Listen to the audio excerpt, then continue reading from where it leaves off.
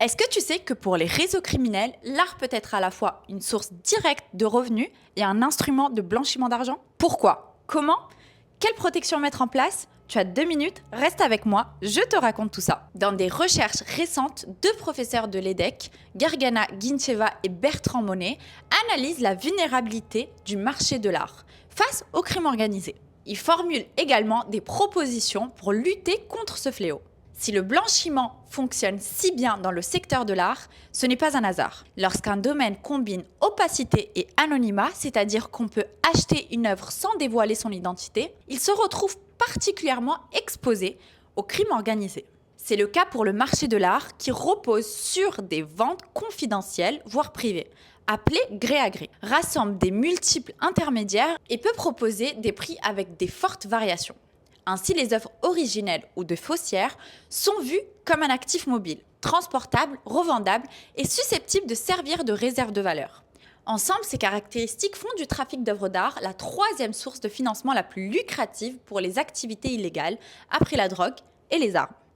L'art et le crime organisé s'entrecroisent de 1000 manières. Vol d'œuvres originales, achat anonyme, contrefaçon et blanchiment. Faisons le zoom sur les 3 étapes du blanchiment. Première étape, le placement. Les acteurs du crime organisé achètent dans les circuits légaux via des agents corrompus des œuvres, en espèces ou en crypto-monnaie. Ces œuvres sont ensuite revendues, cette fois avec des paiements sur des comptes bancaires, parfois avec la complicité d'intermédiaires du secteur. Deuxième étape, empilage. L'objectif est de brouiller les pistes. Les fonds circulent entre plusieurs comptes dans le monde entier.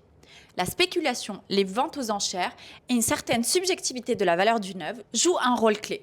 Cela permet de justifier des montants élevés sans éveiller immédiatement les soupçons.